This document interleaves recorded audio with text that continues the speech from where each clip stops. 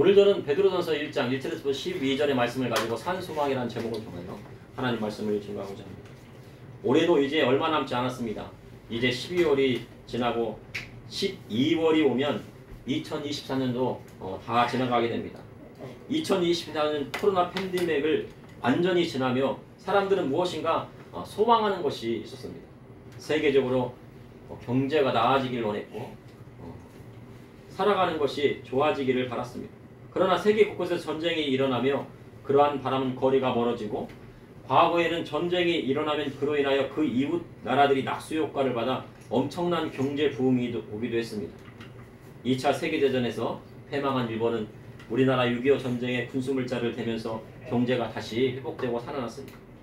그리고 우리나라는 베트남 전쟁으로 경제적인 기반을 다졌습니다. 그러나 현재 세계 곳곳에 전쟁이 일어나면서 세계의 경제는 거대한 늪에 빠져들고 있습니다. 유럽 같은 경우에는 전쟁이 일어나서 그런 낙수 효과가 나와야 되는데 가스값이 폭등하고 석유값이 폭등하면서 난방비가 폭등하면서 물가가 오르게 되는 현상들이 일어났습니다. 많은 사람이 2024년을 시작하면서 한 해 이룰 소망을 가졌습니다. 어떤 사람은 올해 서울에 아파트를 사게 해달라고 기도하기도 하고 어떤 사람은 자동차를 사게 해달라는 목표를 세우기도 했습니다. 그리고 어떤 분은 올해는 꼭 좋은 사람을 만나 결혼을 할 수 있도록 해달라고 기도하기도 했고 그리고 또 사업이 잘 되기를 사업이 회복되기를 기도하는 사람들이 있었고 건강이 회복되길 간절히 원하는 사람도 있었습니다. 그리고 그것이 이루어진 사람도 있고 아직 진행형인 경우도 있습니다. 사람마다 자신이 바라는 것이 있습니다. 그것이 바로 소망이라고 합니다.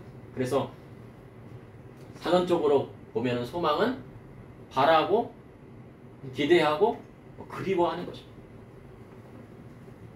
소망은 바라고 기대하고 그리워하고 그것을 이룰 것을 말한 것입니다. 그러나 희망은 자신의 삶에서 긍정적인 결과가 이루어지기를 바라는 것입니다. 희망과 소망은 좀 다릅니다. 희망은 바라는 것이고 소망은 그 바라는 것이 이루어지기를 원하는 것입니다. 그런데 희망은 소망과 다르게 자신의 희망 상황일 때가 있습니다. 하나님은 우리에게 하나님 나라의 소망을 예수 그리스도를 통하여 약속해 주셨습니다. 소망은 약속에 근거하는 것입니다. 신부가 딱 있습니다. 그런데 신랑과 그의 아버지가 결혼 날짜를 딱 정했습니다. 4월 10일에 딱 정했다. 그럼 신부는 어떤 날짜를 기다리고 있어요? 그 결혼식 날짜를 고대하고 있는 것입니다. 그리고 그 약속된 날짜를 고대하면서 그 날을 기다립니다. 이와 마찬가지로 소망은 약속에 근거합니다. 하나님께서 우리에게 약속하신 것이 있습니다. 그것이 바로 우리가 바라고 기대하고 그리워하며 나아가야 하는 것입니다. 오늘 본문을 보니 사도 베드로가 아시아에 흩어져 있는 성도들에게 편지한 내용입니다. 이를 통해 이 시대를 살아가는 저와 우리 성도님에게 하시는 하나님의 말씀은 무엇인지 그리고 또 산소망은 무엇인지 말씀의 은혜를 함께 나누고자 합니다. 첫째, 산소망은 썩지 아니할 영원한 하나님 나라를 소망하는 것입니다. 베드로 전서의 저자는 베드로입니다. 베드로는 예수님의 12제자 중에 한 사람이었습니다. 그런데 베드로는 항상 의욕에 앞서서 열심히는 하려고 했지만 너무 열심히 하려다 보니까 그로 인해서 실망도 많이 하고 또 그리고 결정적인 순간에 예수님을 부인하기도 합니다. 그런데 실패도 경험해 본 사람입니다. 그런데요, 베드로의 원래 이름은 시몬이었습니다. 시몬이라는 것은 갈대라는 뜻입니다. 시몬하면 프랑스의 시인 레미 드 구르몽을 떠올리는데 이 구르몽이 뭐라고 하냐면 시몬 너는 아느냐 낙엽 밟는 소리를 이런 시를 썼습니다. 그런데 이 시몬이라는 말은 갈대로 바람에 이리저리 흔들리는 것을 뜻하는 것입니다. 그러나 바람이 아무리 세게 불어도 갈대는 꺾이지 않습니다. 며칠 전 소나무에 눈이 막 많이 내렸는데 그 소나무가지에 눈이 막 쌓이다 보니까 결국은 소나무 가지가 부러졌습니다. 그런데 갈대는 절대 부러지지 않습니다. 하지만 바람에 이리저리 흔들리면서 나약한 인간의 모습을 상징하는 것입니다. 그러니까 얼마나 나약한 사람이면 시몬이라고 부르겠습니까? 이리저리 흔들리고 이 사람 말에 흔들리고 저 사람 말에 흔들리고 실패도 경험하고 그런 것입니다. 베드로는 밤새 동료들과 함께 물고기를 잡았습니다. 평생 어부로 살았지만 살았고 물고기 잡는데 일가견이 있었습니다. 하지만 그날따라 작은 물고기 한 마리, 피레미 한 마리도 잡히지 않았습니다. 그런데 우리 주님 깊은 곳에 가서 그물을 내리라 하신 말씀에 순종하였더니 고기 잡은 것이 심이 많아서 그 무준이 찢어질 적에 해서 그 옆에 있는 동료들이 거들어 주었습니다. 그때 시몬은 예수님 앞에 나아가 자신은 죄인임을 고백하고 자기를 떠나기를 바랐습니다. 그러나 예수님께서는 갈대 같은 시몬에게 사명을 주시고 사람을 낚는 어부가 되게 하셨습니다. 시몬이 베드로라는 이름을 얻는 데는 결정적인 사건이 있습니다. 그것은 바로 주는 그리스도시요 살아계신 하나님의 아들이라는 고백을 할 때 예수님께서 시몬에게 베드로라는 이름을 주셨습니다. 베드로는 헬라어이고 그리고 게바는 아람어입니다. 그래서 흔들리는 갈대 같은 시몬을 반석 같은 베드로라고 이름을 지어주신 것입니다. 그런데 성경의 반석은 반석이신 예수 그리스도를 뜻하는 것입니다. 진정한 반석은 누구세요? 바로 예수 그리스도예요. 그래서 그 반석 위에 집을 지어야 비가 나고 창수가 불어도 흔들리지 않고 쓰러지지 않는 것입니다. 그러니 베드로는 바로 그리스도의 제자가 된 반석 같은 제자라는 것입니다. 진짜 반석이라는 것이 아니고 반석 같은 제자라는 거예요. 예수님의 말씀대로 살아가는 반석 같은 제자. 그렇게 베드로는 아시아에 흩어진 성도들에게 편지했습니다. 왜 편지를 했을까요? 베드로전서 1장 1절에 예수 그리스도 사도 베드로는 본도, 갈라디아, 갑바도기아, 아시아, 비두니아에 흩어진 나그네. 그러니 오늘 말씀은 나그네들에게 편지를 한 것입니다. 성도라고도 안 하고 교회라고도 안 하고 뭐라고 했습니까? 나그네라고 합니다. 그러니까 나그네 같은 삶을 사는 성도에게 보내는 편지예요. 베드로전서 1장 1절에는 사도 베드로가 이 서신전을 보내는 지역과 그곳에 사는 성도들을 말합니다. 근데 본도, 갈라디아, 갑바도기아, 아시아, 비두니아는 바로 아시아의 지금의 트루키의 지역입니다. 아시아라고 해서 우리나라 아시아, 동북아시아 이런 데가 동남아시아가 아니고 소아시아 지역, 그러니까 트루키 지금의 터키 지역, 옛날에 터키 지역에 그곳을 아시아라고 하는데, 그런데 이 지역은 사도 바울이 그토록 전도 여행을 떠나고자 했던 곳입니다. 자기가 전도가 너무 잘 되는 거예요. 아시아에서. 그래서 하나님 저 비두니아로 가고자 합니다. 그랬더니 성령님께서 어떻게 해요? 가지 말라고 하시는 거예요. 네? 아니 전도가 잘 되면은 그곳에서 전도하는 것이 하나님 뜻인 것이 좀 보이잖아요. 근데 얼마나 성령님께서 맡기셨던지 2차 전도여행 당시 이 지역에 복음을 증거하고자 했으나 환상을 통해서 마게도냐 청년이 손짓을 막 하면서 나를 도우라 막 하니까 이 사인 누구 사인입니까? 성령님께서 주시는 사인이죠. 이는요 베드로의 사역과 사도 바울의 사역이 다르기 때문입니다. 사도 바울은 아시아에 복음을 전하는 것이 순탄했습니다. 그러나 성령님께서는 이 사도 바울에게 아시아 지역이 아니라 마게도냐로 건너가게 하신 것입니다. 그런데 그 첫 성읍 빌립보성에서 뭐를 했습니까? 거기서 무슨 일을 당해? 매맞고 감옥 가는 신세가 됐어요. 차라리 아시아에서 그냥 매맞지도 않고 평안하게 복음 전하고 믿는 사람도 많아지고 교회도 많이 세우면 얼마나 좋겠어요. 근데 성령께서 가라고 하신 곳으로 갔더니 어때요? 매맞고 핍박받고 감옥에 갇히는 일이 일어났다는 거예요. 우리는 때로는 복음이 잘 전해지는 것이 하나님의 뜻이 있다고 생각하지만 성령님의 생각은 우리와 다를 때가 있어요. 그렇게 사도 바울에게 막으셨던 아시아 지역에 누가 편지했습니까? 오늘 사도 베드로가 편지를 했습니다. 그런데 흩어진 나그네에게 편지한다고 말씀하고 있습니다. 그러면 흩어진 나그네는 누구일까요? 바로 디아스포라 유대인이었을 것입니다. 예수님께서 십자가에 달려 돌아가신 후에 주께서 부활 승천하시고 예루살렘 교회에 엄청난 핍박과 고난이 왔습니다. 사도행전 2장에 베드로의 설교로 그날 세례받은 자가 3,000명이 넘고 얼마 안 돼서 5,000명이 넘는 역사가 일어납니다. 날마다 성도들이 일어나 남자만 5,000명이니 남자 여자 노인 다 따지면 한 2만 명 정도 되는 것 같아요. 그런데 스테반 집사님의 순교를 기점으로 예루살렘 교회에 큰 핍박이 오게 됩니다. 그 중심에 있던 사람이 바로 사울이었습니다. 사울은 대제사장에게 예수 믿는 사람을 잡을 수 있는 증서를 받아 예수님 믿는 자를 잡아 옥에 가두고 죽이기까지 했습니다. 그래서 예수님 믿는 많은 유대인이 아시아 지역에 뿔뿔이 흩어졌어요. 그리고 그 뿔뿔이 흩어졌던 유대인들이 뭐를 세웠습니까? 교회를 세웠습니다. 교회를 세웠습니다. 베드로전서 1장 2절에 곧 하나님 아버지의 미리 아심을 따라 성령이 거룩하게 하심으로 순종함과 예수 그리스도의 핏부림을 얻기 위하여 택하심을 받은 자들에게 편지하노니 은혜와 평강이 너에게 더욱 많을지어.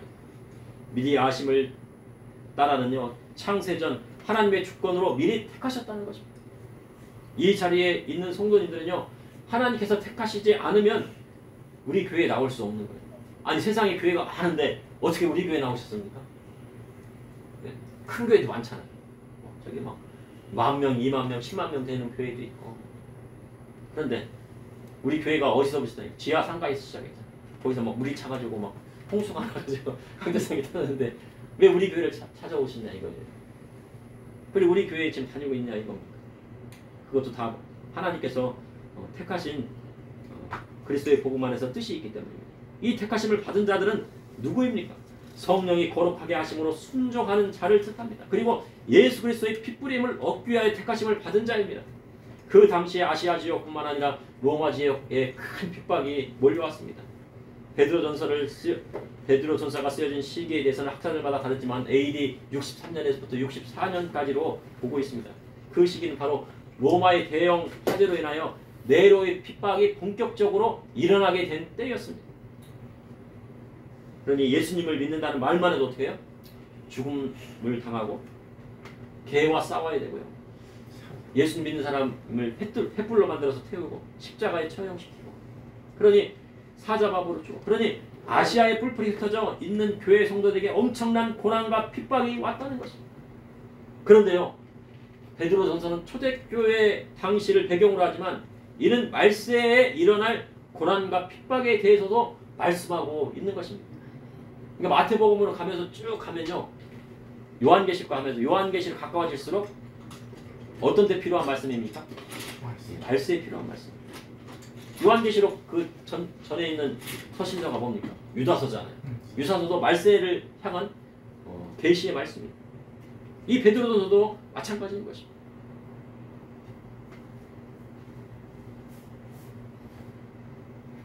이러한 일이 다시 반복되면 믿음의 성도는 썩어질 세상 것 바라지 않고 영원한 하나님 나라를 바라보며 이겨내야 하나님 나라에 가게 되는 것입니다. 미국에서 우리의 믿음을 지켜야 되는 것입니다. 그래서 사도 베드로는요, 철저히 무슨 생활을 하라고 하는 겁니까? 나그네 생활을 하라고 합니다. 나그네 생활. 왜 성도라고 안 하고 나그네라, 흩어진 나그네라고 그래요? 나그네 생활을 해야 되는 거예요. 이 세상에 미련이 많고 이 세상에 너무나도 막 잡혀있는 것이 많으면요, 하나님 나라에 가기가 어려운 것입니다. 둘째, 산소망이란 예수 그리스도께서 죽으시고 부활하셔서 우리를 거듭나게 하심으로 이루어진 것입니다. 베드로전서 1장 3절에 우리 주 예수 그리스도의 아버지 하나님을 찬송하리로다. 그의 많으신 국률대로 예수 그리스도를 죽은 자 가운데서 부활하게 하심으로 말미암아 우리를 거듭나게 하사 산소망이 있게 하시며, 세상 사람들은요, 썩고 더럽고 쇠하는 유업을 의뢰합니다. 그래서 뭐를 바랍니까? 돈과 명예와 권력을 소망하고 그것을 바라고 기대합니다. 그래서 사람들은요, 높은 곳을 좋아해요. 요즘요, 건물을 지면 어떻게 집니까? 옛날에는 뭐 10층, 12층 이렇게 했는데 요즘은 평균 40층, 60층을 집니다. 그래서 세상 사람들은 어디를 좋아해요? 높은 곳을 좋아해요. 하지만 믿음의 성도는 무엇을 바라봅니까? 산 소망을 바라보는 것입니다. 세상은 바벨탑처럼 높이 쌓으려고 합니다. 그래서 아파트도 요즘은 어떻게 돼요? 35억 아파트가 50억 되고 몇 달 만에 또 100억 되는 거예요. 뭐를 쌓고 있어요? 바벨탑을 쌓고 있는 거예요. 근데 현재 우리나라에서 가장 큰 빌딩이요, 저기 그 송파구에 있는 롯데타워라고 합니다. 그 높이는요, 무려 554m고 지상 123층입니다.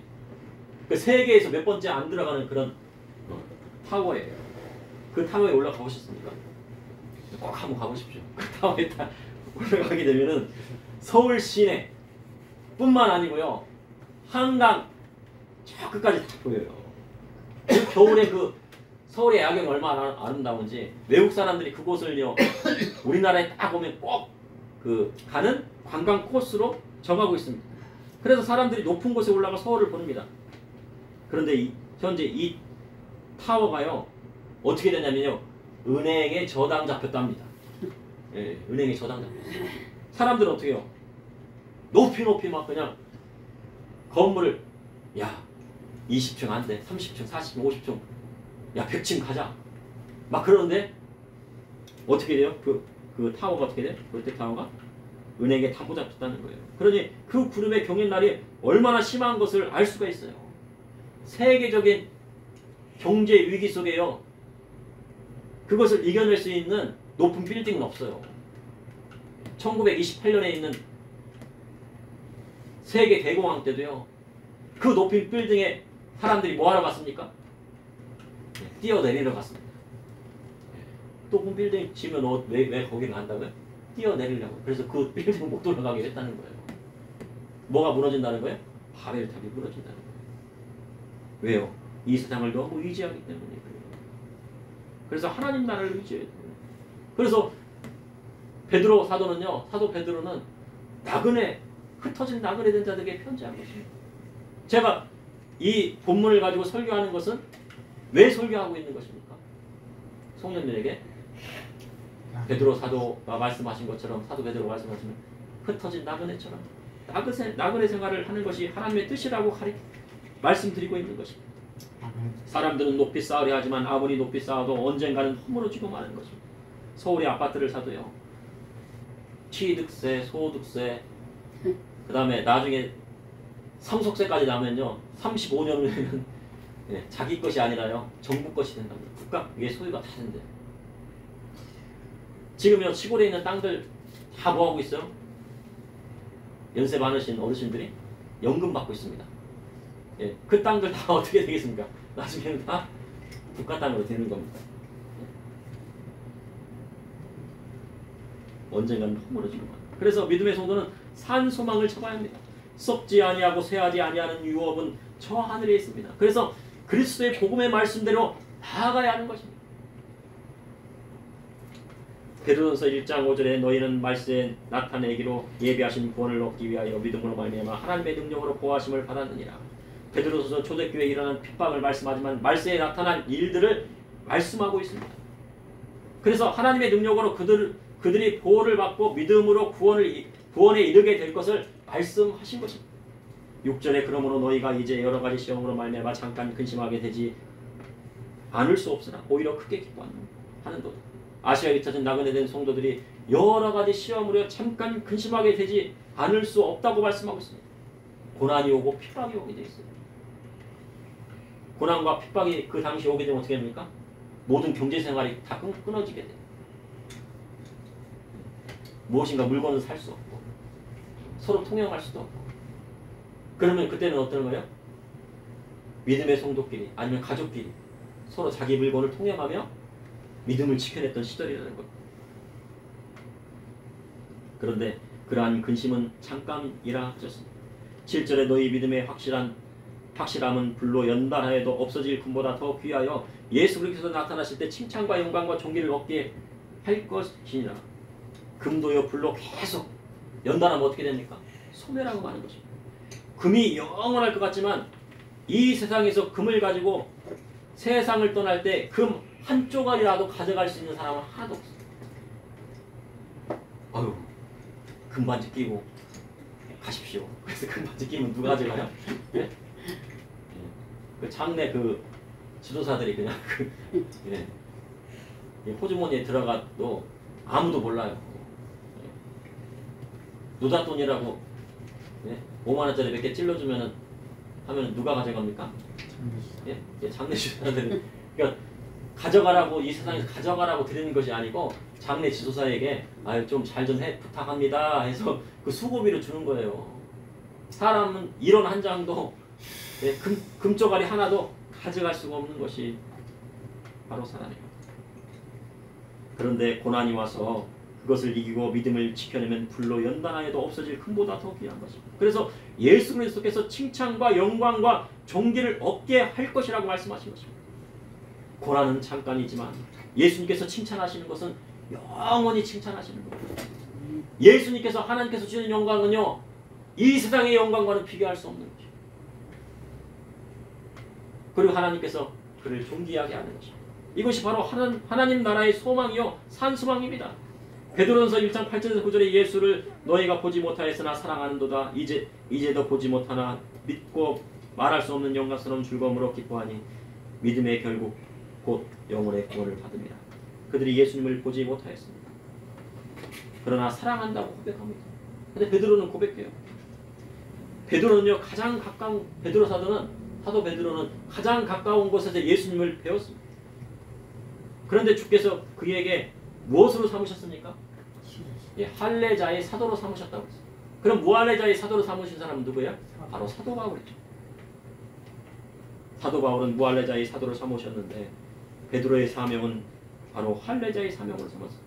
베드로와 사도 바울의 사명이 다른 거죠. 그러나 한 소망을 가지고 있습니다. 그래서 아시아에 흩어져 있는 성도들이 예수님을 직접 보지는 못하였지만 그리스도로 말미암아 말할 수 없는 영광스러운 즐거움에 기뻐하였습니다. 믿음의 결국은 무엇입니까? 바로 영원 구원입니다. 고난을 이겨내고 핍박을 이겨내고 그 믿음을 지키면 결국 뭡니까? 구원에 이르는 것입니다. 환난이 오고 고난이 왔을 때 예수 그리스도만 붙들고 나아갈 때 믿음의 구원에 이르는 놀라운 일이 일어나는 것입니다. 그런데 지금은 환난과 핍박이 없는 시대입니다. 지금 핍박이 있습니까? 교회 나온다고 누가 막 교회 못 나오게 하고 교회 나오면 벌금 뭐 300만 원 때린다고 그러고 교회 나오면은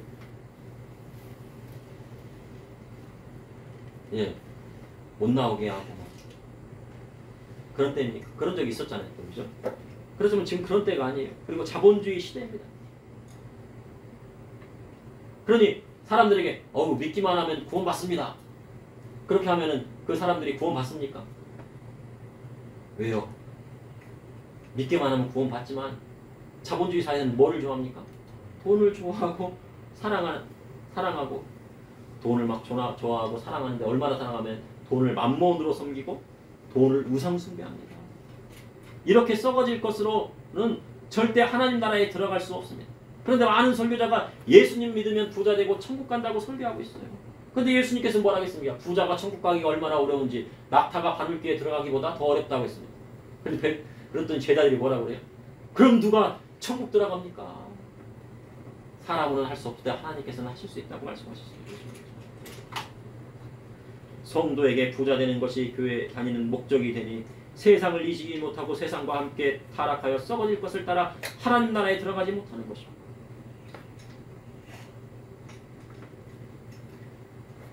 그러나 오직 산 소망 즉 십자가에 죽으시고 부활하사 우리를 거듭나게 하신 예수 그리스도를 붙드는 자마다 영원한 하나님 나라에 들어가게 되는 것입니다.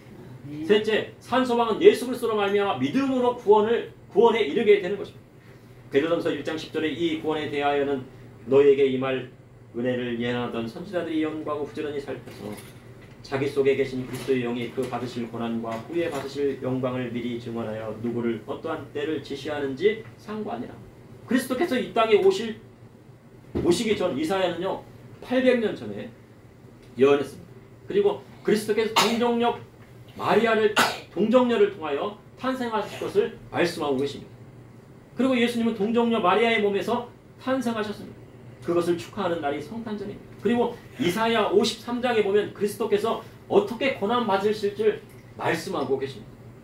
이사야 53장만 읽으면 예수님을 믿지 않을 사람이 없습니다. 하지만 유대인들은 눈을 가리고 그것을 읽지 않고 받아들이지 못하고 있습니다. 그러나 말세에는요 그 유대인들이 회개하고 예수님의 품으로 돌아오는 역사가 일어나게 될 것입니다. 유대인들이 이사야 53장을 읽게 될 것이라는 거죠. 베드로는 할례자 바로 유대인들의 사도로 그들을 그리스도께 인도하는 사명을 받았습니다. 그런데 요한복음 21장에 부활하신 예수님께서 디베라 호수에 찾아가 친히 베드로에게 사명을 주셨습니다. 그리고 하신 말씀이 뭡니까? 내 어린 양을 먹이라. 내 양을 치라. 내 양을 먹이라. 3번 말씀하셨습니다. 그래서 베드로에게 목양의 사명을 주신 것입니다. 그래서 아시아에 흩어진 나그네 들인 성도들에게 편지한 것입니다.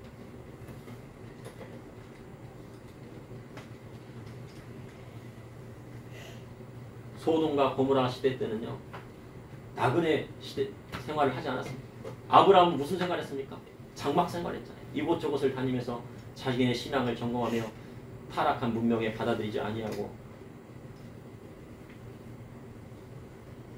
살았습니다.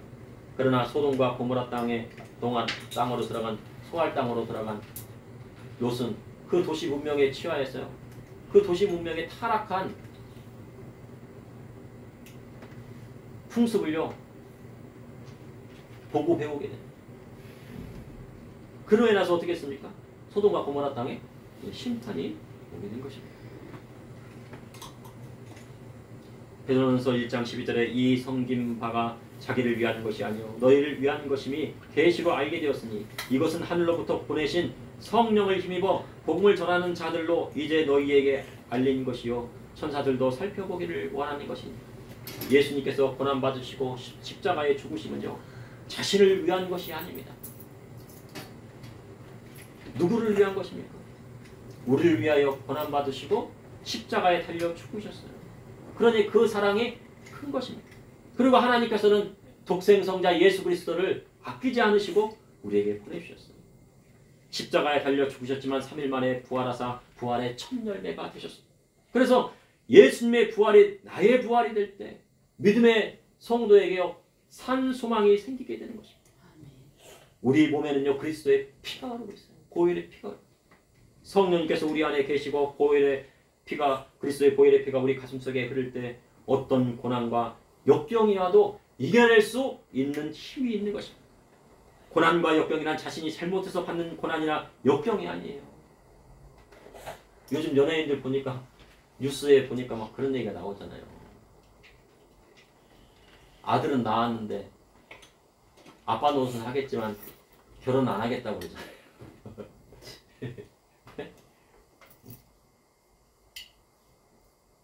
근데 그분이 유엔 난민 홍보 대사랍니다. 난민들을 불쌍히 여기잖아요. 그죠? 그럼 자기 자식도 불쌍히 여기고 그래야 되잖아요. 그죠?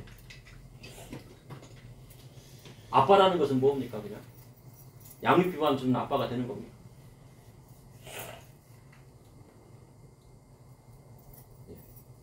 아들을 낳았으면 그 낳아준 엄마를 사랑으로 아내를 사랑해야 되고 그리고 또 아빠와 엄마가 사랑을 해서 행복한 가정을 꾸려야지 아빠의 노릇을 하는 거지.